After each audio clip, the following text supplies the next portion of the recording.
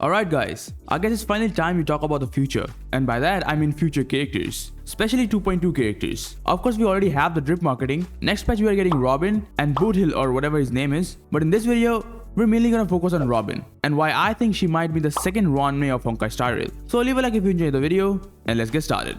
Now Robin is a physical harmony character, and to be honest man, for harmony characters, it really doesn't matter what element they are. At the end of the day, all of them are busted. For Robin, what makes her so OP and why I think she might become the second RUAN MEI of this game is because of the similarities in the kit design that Robin has. Like we all know how goated RUAN MEI is, right? The main factor that makes RUAN MEI stand out is the amount of both offensive and defensive buffs she provides, and mainly that she provides them to the whole team, not just one character. And Robin being able to do the same makes it great as well.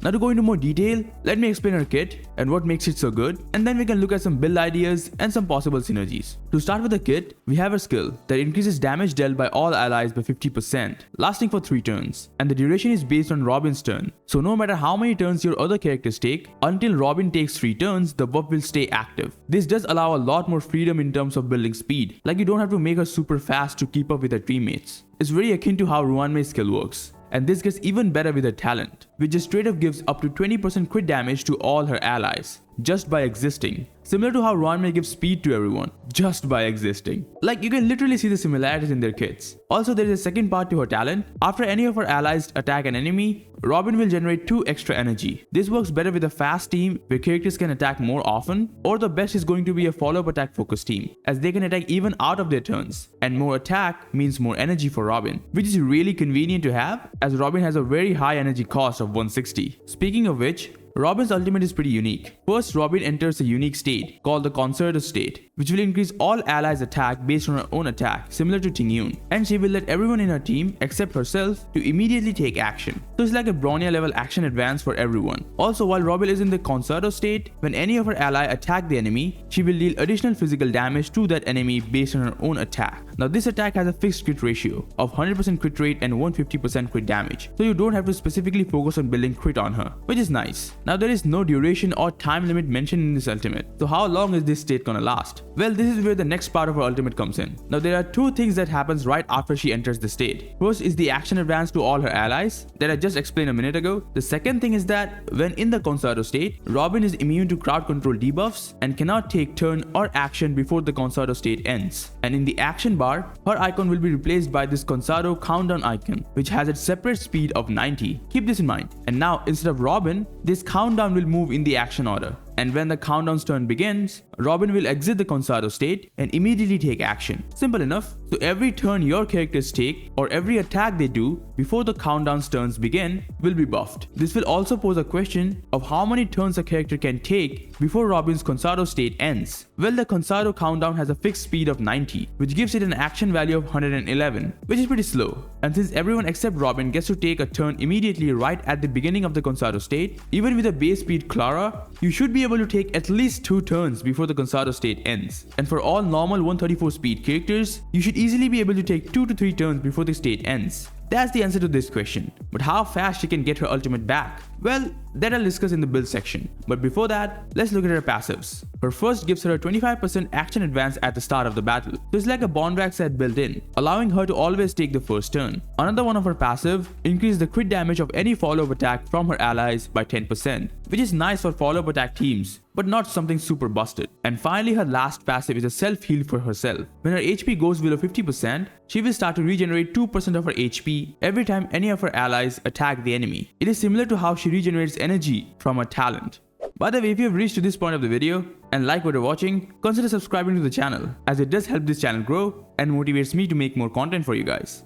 Now I just want to say that all the numbers you see are subject to change. Even her whole kit can get changed. It's still super early for any of this info to be accurate. That's why I don't like making build guides this early. And for Robin as well, a full build guide with proper calculations will be out after the version livestream.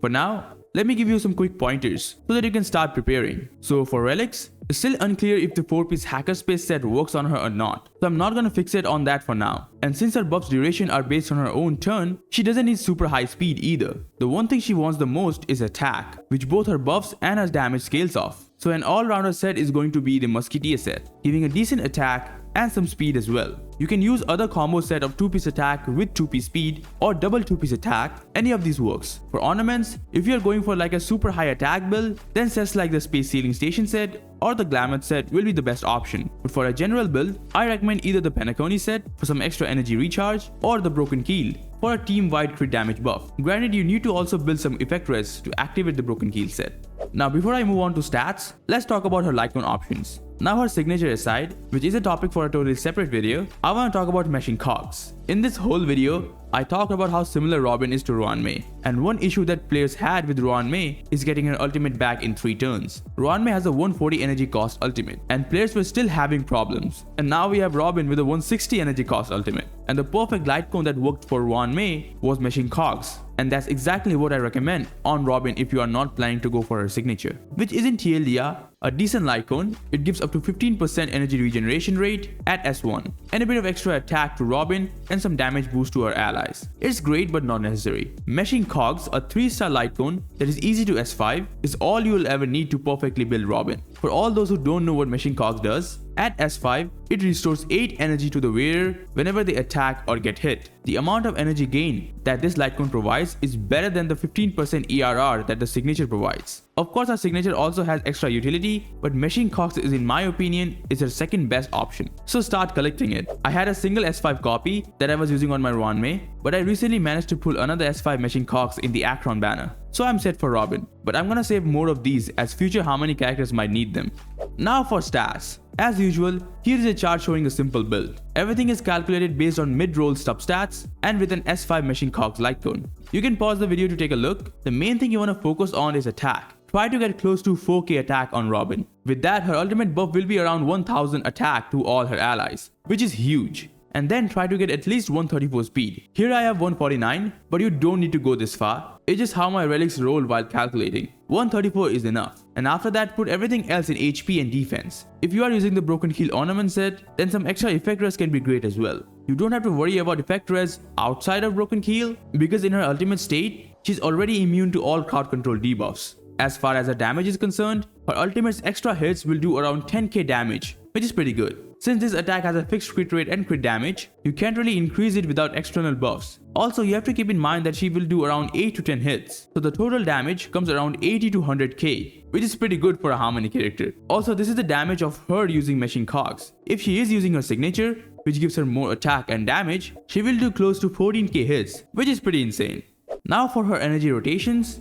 Well, here I have another chart for a 3-turn ultimate rotation with meshing cogs, with an average of 6 talent proc per turn, giving 12 extra energy each turn. Since her skill lasts for 3 turns, obviously she will opt for a skill basic rotation, and with the extra energy of meshing cogs, she can easily get a 3-turn ultimate.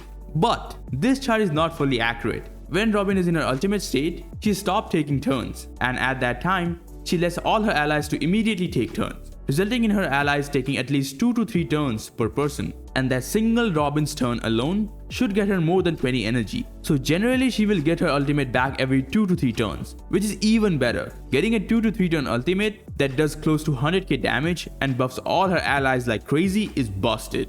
And finally, some possible team synergies.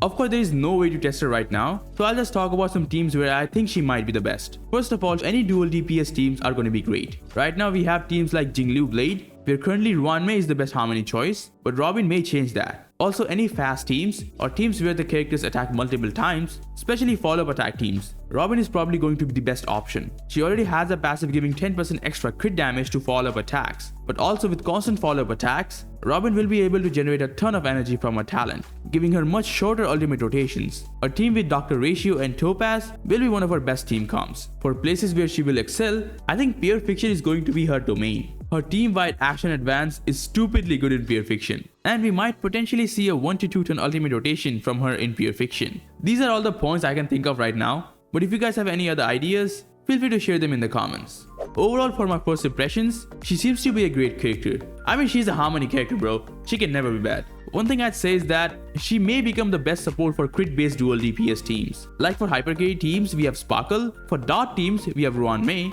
and for crit-based dual DPS teams, we were using RUAN MEI before, but Robin might be a better fit for those types of teams. And that's what I'm gonna cover in my next video. A proper comparison between RUAN MEI, Sparkle, and Robin. Where they're good, where they're bad, everything. So stay tuned for that. Thank you very much for watching this video, and I'll catch you guys next time.